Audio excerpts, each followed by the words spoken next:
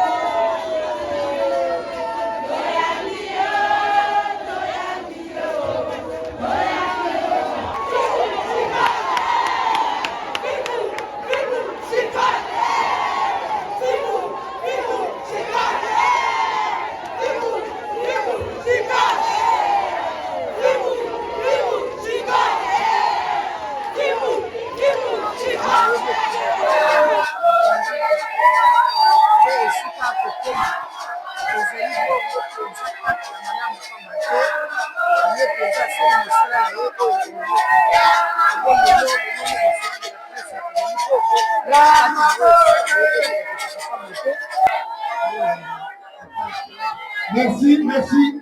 Papa Vanda, avec l'invitation de ce Papa Vanda, tu vas nous déjà. Toi, c'est là, toi, il y a un alors, est-ce que on m'a cassé dans la salle? Rani papa de ce moment cassé. Est-ce que c'est quoi le programme?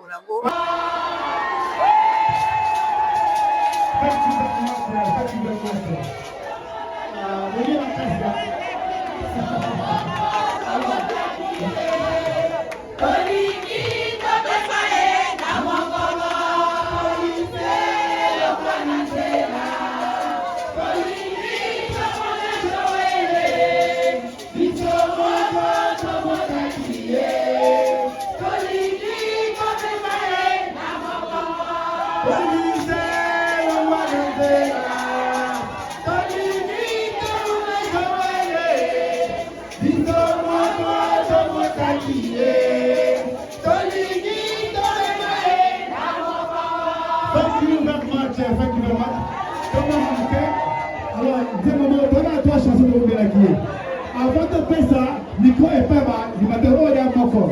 Il y a mis balai, maman, il y a ce qu'on te retrouve ça, toqué.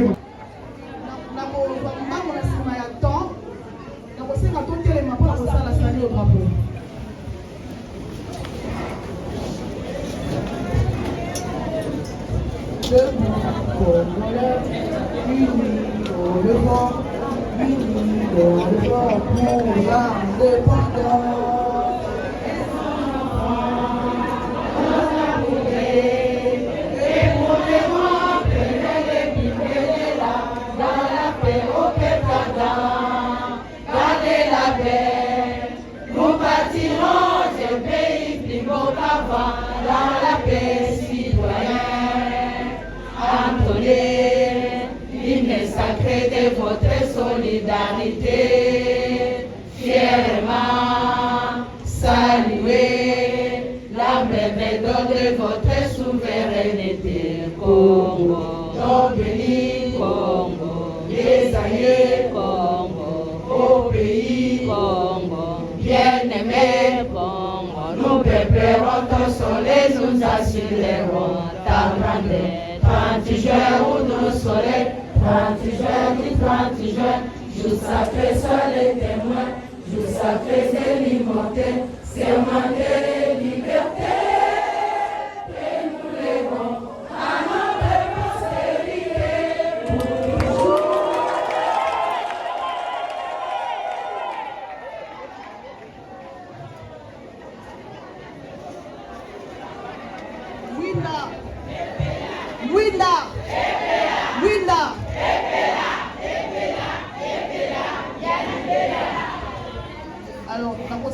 cordon Joël Lopez atelema ya liboso mpona kobanda linganga na biso na message de l'ouverture ya cérémonie nanga kotelema toyamba ye na bakri na milulu na bintutu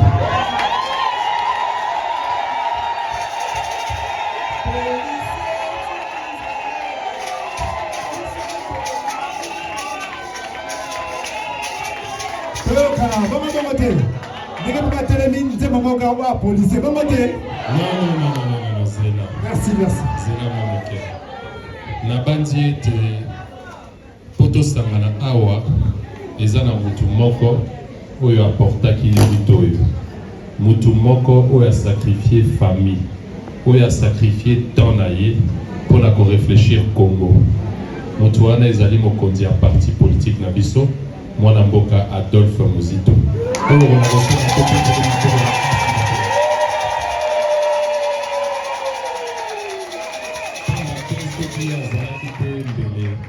ba maman ya Ancien Testament oyo baza nulle part. Yango na soni toyembela ye nzembo. Eza na nzembo moko tobandaki koyemba na lutte oyo eyembaka na baeglise boyebi yango na kosenga na bino boyembela ye. Merci. Mama ya kanga Mozitu tambola Bamama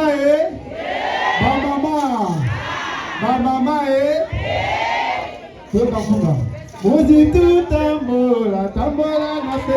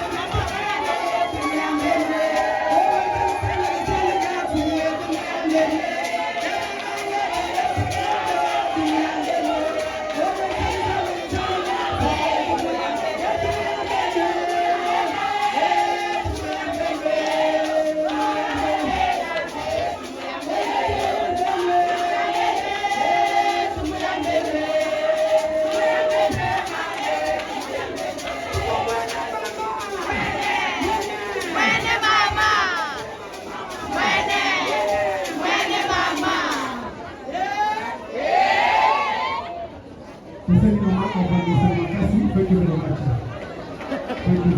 very much.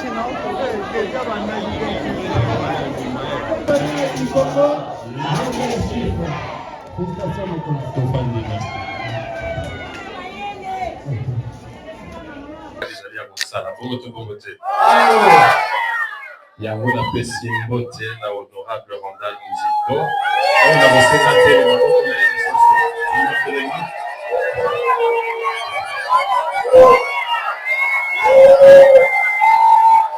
merci. Azali kaka député national na biso te, mais Azali est la seule femme députée à Nouvelle-Élan. Aussi peut-être Azali pe lisusu mwasi pe mama ya bana nanga.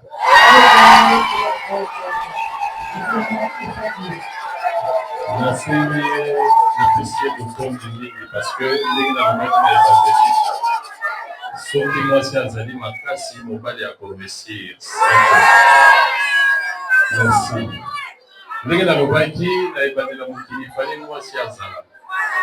Et je pense que pour la biso bayi politique, tant que tozali kolobela richesse ya mboka eloko liboso totalaka ezali population pe superficie.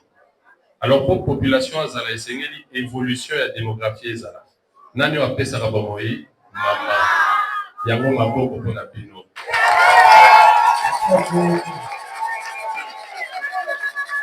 Na bandi omoni nga nazali na kati ya pasi, ça veut dire que nazali sécurisé. Et tozali na mois de mars, tribune ya mois de mars ezali essentiellement féminine.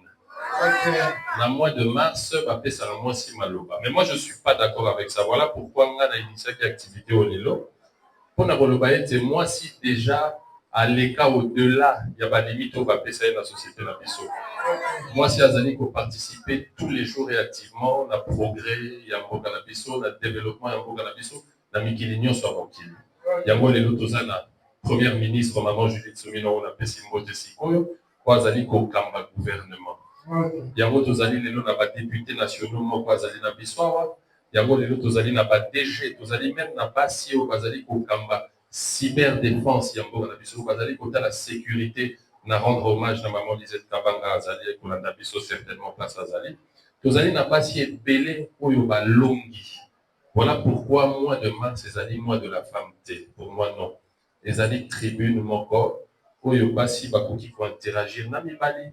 Oyo ba maman bakayi ko pesa tolé lisusu makasi na bana kotala na niveau ya famille, na niveau ya société ainsi de suite. Le lenge nini apport na biso ekoki kozala réellement effective. Yango ngai en tant que mokonzi ya bilenge ya Nouvelle-Élan nalobaki ete na kobanda na ba maman pour la relance ya activité politique nanga. Na bosekisa bino moke tozalaki na bureau parce que depuis que tozali na budget, il faut dire que ba activité à terrain tosali ya moté. Alors ba membre ya équipe na ngai tant que tozo idée à kosala activité oyo na mais ça fait longtemps na lobité.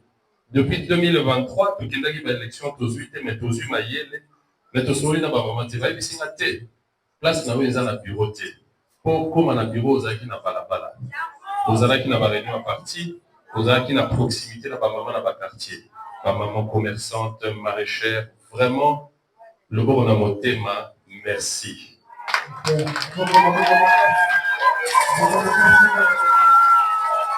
Alors. Le col la tribune est alliée essentiellement féminine pour l'avoir interagi. Malobaki, Naboyanga à mon côté, Sengelina ya na maman Françoise Milolo à côté de ma pote Bétéléma pour ma casse.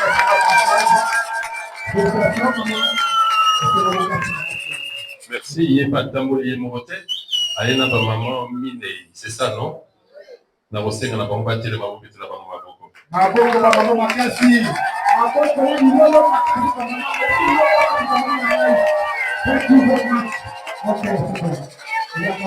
Na télémili ko sauter par politesse parce que ngana koki côté à télélo et c'est la maman va té ngana ko introduire bango mais puisque vous dit qu'il y a quelques mois en arrière tozala qui na proposition tozala qui kobunda tongo midi pourquoi pour critiquer le gouvernement pour proposer ma piste de solution.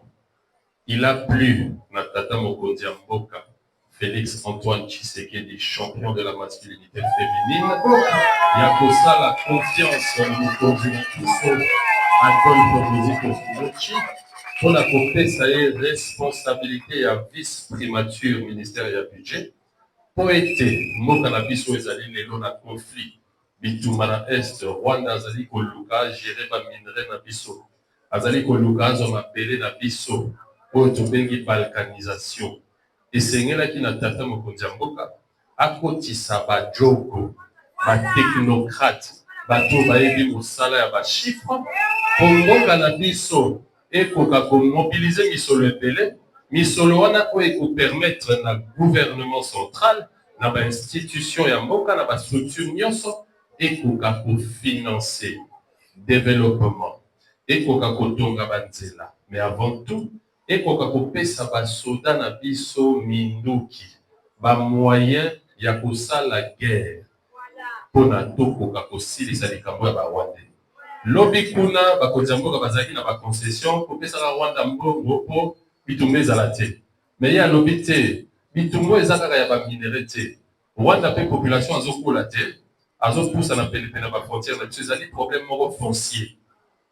Et c'est na biso aussi sango po ba Rwanda o bazali bandeko na biso, soki baza na besoin ya ko exploiter ba minere mabele ya Congo, ba ya na porte ya monene. Basala na respect ya ba texte oyo bana Congo bapona à travers ba élu na bango. Yango wana lelo ko na biso na bitumba. Donc féliciter mokonzi ya mboka parce que na diplomatie na agissante tomoni lolengeni na ba tribune nyonso ya mokili alobeli likambo ya Rwanda abangite ache vie na ye en danger. Alobi ete sengeli sila. Oyo bozali kozwa à travers conflit à est ya mboka na biso. Biso toche ba moyen pour armer na biso esilisa bitumba. Bongo bozwango na porte ya monene. Yango wana eke kobota accord ya Washington. Oyo ezali coopération moko politique, coopération moko économique, et coopération moko militaire pour finir la crise dans l'est du pays. Yango wana tango mwana mboka Adolphe Muzito akoti, oyo kozala lelo communication nanga avant d'introduire ba maman, alobi ete pona kotonga banzela. Pour kosilisa pauvreté, pour financer guerre, et c'est na biso tozala ba moyen. Papa ata aza na projet 1000, ceux qui aza na mbongo te mama wa ko réaliser yango te bongo te. Yango ya lobi to mobiliser ba moyen. Tokoti budget na 13 milliards. Ya lobi ta na ba richesse mboka na biso eza nango. Et sengeli na biso to sala ba assignation ya sika budget na biso emata na 20 milliards de dollars. Le Parlement et vota qui yango, chef de l'État a promulgué budget à Sika, où ils allaient évaluer à 20 milliards de dollars. Ma pauvre pour la moi, ma pauvre pour le gouvernement, ma pauvre pour la tata, pour dire en fait catholique Antoine Tshisekedi.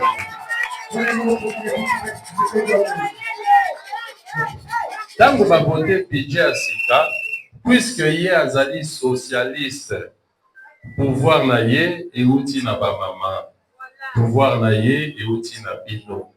Alobi ete esengeli na biso en même temps tozo financer guerre esengeli na biso peto ta la volet social. Na ko énumérer quelques-unes ya ba action puisque nga nazali bongo conseiller en même temps la vice primature ya budget. Tozali ko landela de près. Tozali ko participer en même temps na mosala yango. Alors, on a retangé bino moi par action, les alliés information politique na ngai lelo, pe na botika parole na ba maman. Il y a des bosso et sengel na biso to eba eti enveloppe salariale ya mboka na biso ezali ko représenter 45 à près de 50% ya budget de l'État. Ezali ko refléter volonté ya mokonzi ya mboka pour na kobongisa social parce que social est comme à travers ma salaire. Bongo te. Na kati na biso awa basi ya enseignant bazali batombola moboko bakozanga te na yebi basi ya basoda bazali bakozanga te merci basi ya magistrat pe bazali basi ya policier pe ya médecin bazali awa non nga na yebi tango tozokola soki papa aza professeur d'université enseignant médecin omonaka azalaka na charge ebele okomona ndako wana cousin cousine banoko ya mboka bango nyonso bazalaka na charge ya tata wana donc esengelaki na bakonzi ya mboka kobongisa situation sociale na bango mpona pouvoir d'achat ezala réellement effectif bongo politique ya tata mokonzi ya mboka eboka na oyo etali bafonctionnaire fonction publique tozali na augmentation ya 20% sur le salaire de plus d'1 million de fonctionnaires. Donc, fonctionnaires nyonso à l'État, kobanda mois octobre, à mon acquis salaire naie s'augmenter de 20%. On est allé action, il y a gouvernement, il y a maman Souminois, na Adolphe Muzito azali kolanda na sima, na ba ministre épelé sous la vision du chef de l'État.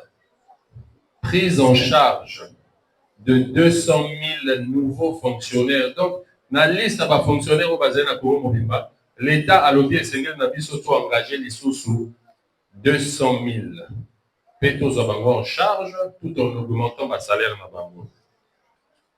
Na o état enseignement, augmentation il y a 100 000 francs congolais sur un effectif de près d'1 million. Donc près d'1 million il y a des enseignants, par qui enveloppe na bango augmenté de 100%. Mbongo na biso ekiti et lui valait en face à dollar. Et bah, ça lui augmentation, les sous-sous, il y a 100 000 francs, ce qui équivaut à près de 50 $. Tous en armée dans FRDC, recrutement et prise en charge. C'est-à-dire que l'État a engagé, pas jeune, pas se décider, puisque tout les à Est, et c'est rien, la vie surtout côte à Bitumbango. Papa m'a dit encore qu'après à Tala Lobiso, il va côté Bitumbango, les amis Bitumbango, et c'est rien, la vie surtout améliorer la condition de Bango sur le front. Va engager 40 000 nouvelles unités dans l'armée de la police. Et qui si va salaire na bango. Salaire ya policier ou ezala ki bongo 100 et quelques mille francs. Tata mokonzambo kata mwa koti a matisi yango na 270 000. Mais en octobre oyo il est qui de 270 000 à 480 000. Une augmentation de plus de 100%. On va pas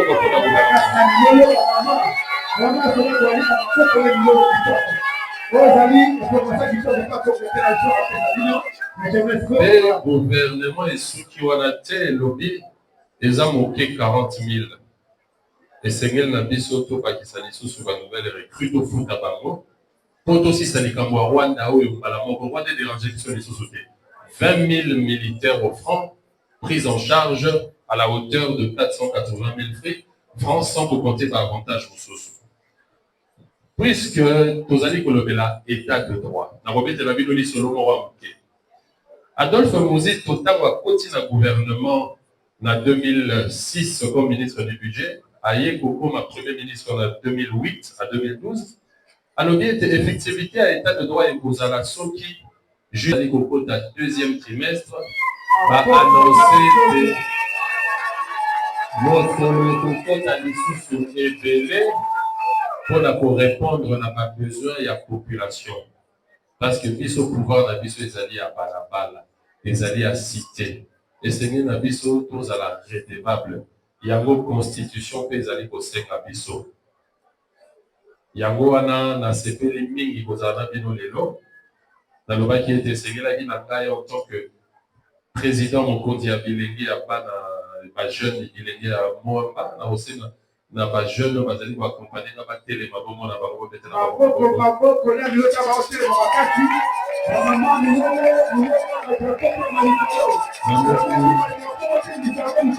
coordonnateur national adjoint en charge de la mobilisation camarade Nazango Lomingi Bote na yo namoni pe Marius namoni pe bilenge télé bazali na organisation après c'est le bilenge à sécurité ba 5 mots.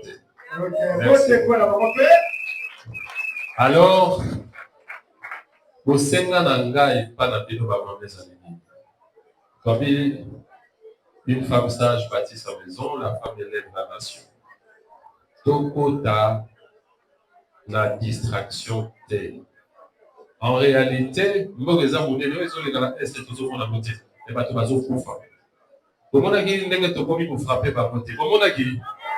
Bakomi kokima bakotaki uvira bakimi bokote bokote awa bakimi tata mokonzi mpo balobi tokobanda koboma bango moko akufi bomonaki ete soki base rendre te bakobanda kokufa moko parce que armée na biso ezali plus que déterminé yango ezalaki mpo na ngai occasion mpe opportunité ya kopesa bino message wana politique po tokontinue na bitumba oyo. Pour continuer à soutenir la vision et chef de l'État, pour continuer à soutenir action, vision, programme, projet de société. Il y a moi, d'abord, Adolphe Mouzit, comme président national, il y a parti politique, la vision nouvelle est là. Nazo fait sa parole. Ma fiche d'adhésion est allée à Wa, n'a pas dit Baninga, ou est basée à parti, ma besoin à remplir un mot, et Coco ta parti politique, n'a pas. Merci. Nzamba Pambola Bino, pour continuer aussi par la modératrice, pour introduire maman na biso oyo bakoleka liboso puisque tribune ezali ya bango po bakofait sa information brièvement. Merci. Merci.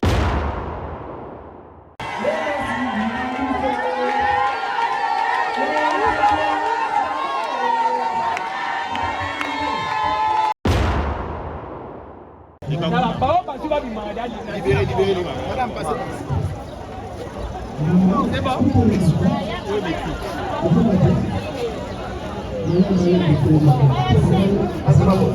C'est l'enveloppe. Directement à la porte.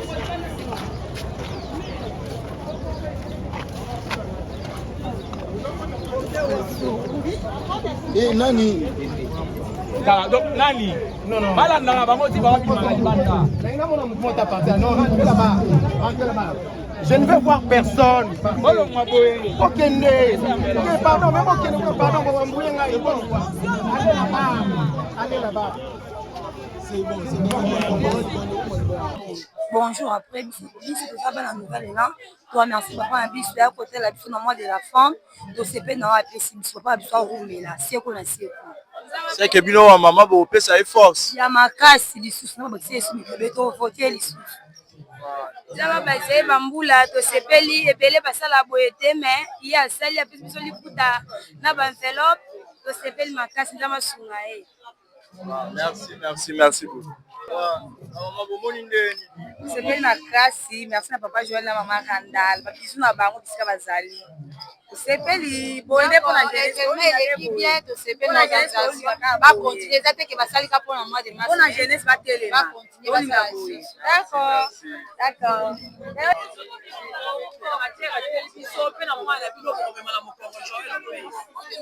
to va to sepeli mingi pona mwana na biso vraiment na nyoso ya sali pona biso pona mbalele ki to chaki maboko mbalo to sana yeka kelongo Nzamba sunga vraiment apambola ye na nyoso asali pona biso wana lilobanga nzakila olaki ye mbalo ya kobima tozana ye tukotambola tukosala campagne makabu nyoso akobima.